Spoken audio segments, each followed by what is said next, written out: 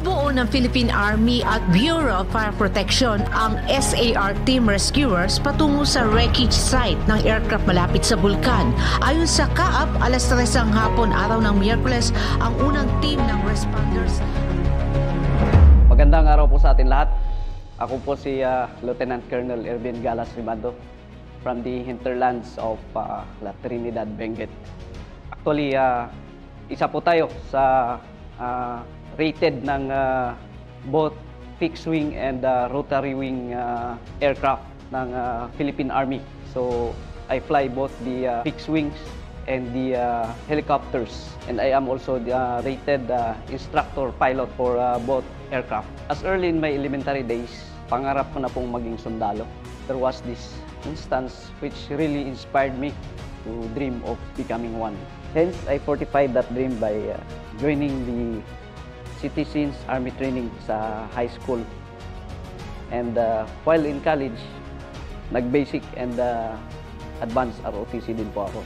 Noong 1990, nagkaroon ng matinding lindol na tumama doon sa Baguio at saka Benguet. Naisulit po yung barangay namin. And the only way to bring relief goods sa amin ay via air. At may isang helicopter na lumapag doon. Through the Philippine Army, my service continued to deliver and perform its mandate of helping and serving people. Joining the Army is the noblest way of serving my country, making a difference in the world.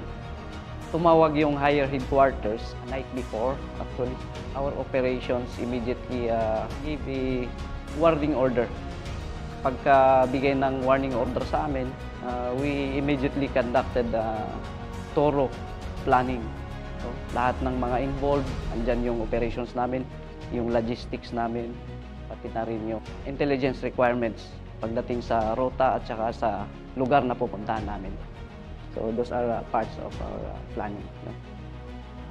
It was approved that the plan will be executed accordingly. So, dalawang helicopters yung gamit natin, air ambulance. And then of course, siyempre, ang iniisip po natin is we have to perform our mission as safely as possible para ma-evacuate natin yung kapatid natin na wounded sa area ng Bicol. And nakarating sila sa ating treatment facility. After nun, of course, proud na proud yung pamilya ko. Sa katunayan nga, yung isang sa mga anak ko, tatlo sila eh. Yung pangalawa, sabi niya gusto rin daw niyang magsundalo. Nakaka-proud actually, no? So, I think I made the difference kasi nakapagsilbi po ako sa bayan at sa aking kapwa. Be more than just a pilot. Be an Army aviator. Join the Army. Make a difference.